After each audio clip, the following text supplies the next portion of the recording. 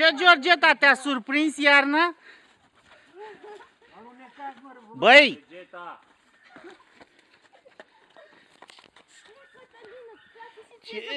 Ce, Georgeta, te-a surprins iarna?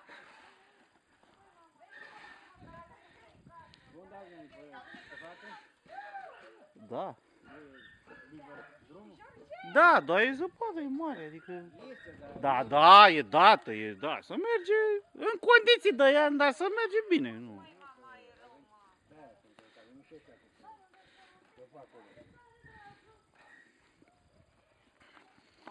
Beatrice, te-a surprins iarna? Nu, eu nu sunt surprinsă de iarnă.